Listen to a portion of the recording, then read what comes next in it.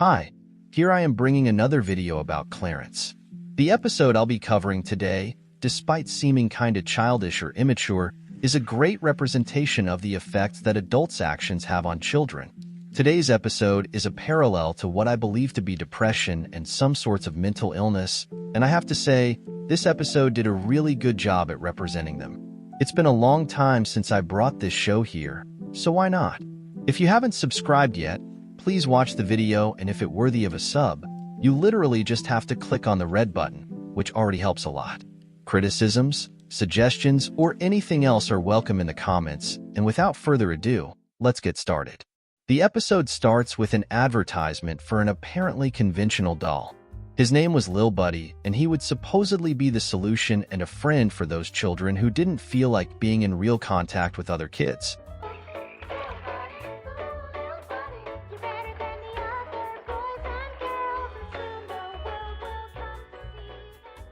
The advertisement itself is nothing special, except for the fact that one of the kids in the ad was clearly uncomfortable with the situation. He clearly found this whole scenario weird, and it feels like he was somehow being forced to be there. This video was already a hint that the creators were giving to us about the whole idea behind the episode. Fear and loneliness, and of course, the doll itself. The advertisement ends and we see that Clarence was reproducing it for the whole class, where we could see a mix of confusion, discomfort, and even fear coming from his classmates. And it only gets worse when Clarence takes out his own buddy. As incredible as it may seem, this and this were once the same thing. Then we have the introduction starting, and for the love of God, take a look at this cover. It's really cool. At the beginning of the episode, we have Clarence trying to get other people to play with his little friend, but clearly, this love that Clarence had for that doll was limited to him alone, and to see the level of the situation, not even Sumo wanted to play with him. Clarence, being the innocent that he is, continues to look for people who wanted to play with his buddy, and in the middle he ends up kinda hurting, or just scaring this guy here. That Clarence is the definition of innocence we already know, but I think there are certain points where the phrase, "it's just a child being a child," shouldn't be used as justification. What Clarence did by forcing other children to play with such a creepy doll is something that was 100% worthy of punishment, even if the smallest of them. We've seen in other episodes that Clarence has severe problems respecting others' opinions or receiving a simple no as an answer. So in this type of situation, the punishment would be for him to be in timeout for 5 minutes, which was exactly what this teacher, whose name I still don't know, did. I'm giving you timeout for 5 minutes. Quite fair in my opinion. But I didn't. I can get you 5 more. And here begins the problem. If you speak, I'll add another 5 minutes. Although it seemed quite harmless, those words from the teacher, whose name I'm clueless about, sowed the seed of fear in Clarence's mind, and while he was waiting for the 5 minutes, he was forced to watch the other children play, which is already messed up.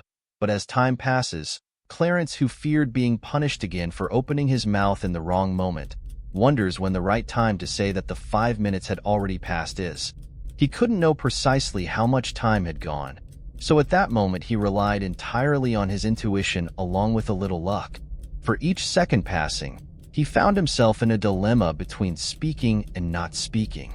By speaking, he had a chance of being correct and return to play, but if he was wrong, he would gain an additional 5 minutes.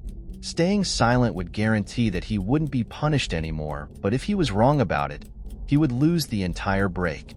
The catch is that he wouldn't be able to leave without opening his mouth.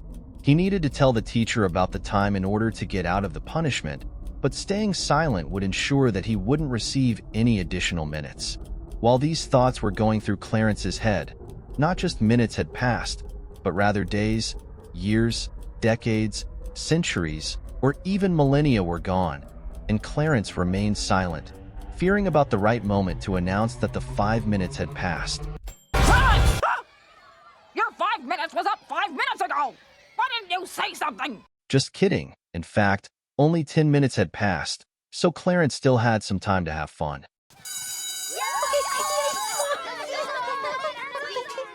This was very unfortunate on his part, but clearly the teacher will give him another 5 minutes so Clarence can play, right? Well, that's the way the cookie crumbles, huh? Get back to class! That destroys Clarence's whole emotional who in an act of desperation puts all the blame on the doll.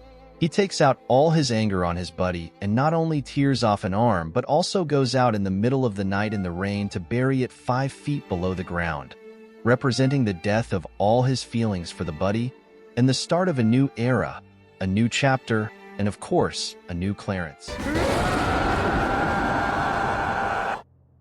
The next day, Clarence activates the fuck it mode, and for the first time, he spent an entire day without giving a single smile. In fact, he possibly spent the next whole month like this. All this is shown to us accompanied by a song that relates to Clarence's inside, showing how he felt ignored, unjustified, and no longer cared about things around him.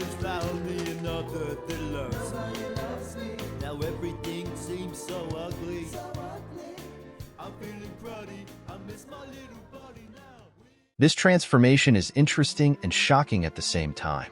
Clarence has always been portrayed as a symbol of happiness and hope, and in matter of fact, this is the official name of the show in Brazil, which I would translate to Clarence the Optimist. So having a depressed version of Clarence is definitely 1 in a million, and all of this because he deep down missed his little and creepy friend.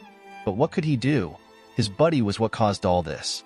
As the days goes by, we see Clarence often being punished for various reasons, but the main and most frequent being because he didn't want to play. And now I ask you, why? The kid is already messed up, and do you really think punishing him even more will be the best solution? What Clarence needed was not discipline or isolation. He was begging for help, help that no one gave him. The same teacher who punished him for playing too much was the same one who now forced him to go play with the same other people who one day ended up with his psyche. Among the kids and teachers, no one could tolerate this version of Clarence anymore, except Belson, because this guy was definitely loving it. The next, or maybe even in the same day, I don't know, Clarence grabs the school's attention and again tries to force children to play with that damn fucking doll. When that teacher, whose name I still don't know, appears, Clarence says that blowing that whistle, the same one that caused all this, was a big mistake and... What's up? Guess you saved the last pants. What's wrong with these people? He is told that Clarence would be punished again, and there he goes to the principal's office for the 1000th time. To his surprise, there was Miss Baker, the only sensible person in this episode, who not only perceives Clarence's root problems, but also decides to help him appropriately, not locking him in a room for 2 hours or taking away his breaks, but rather giving Clarence his friend back along with the time that was stolen from him. Clarence is so happy with this that he even forgets that he was once depressed. He sees and plays with his little friend who gave me nightmares in childhood, and there is our perfect happy ending.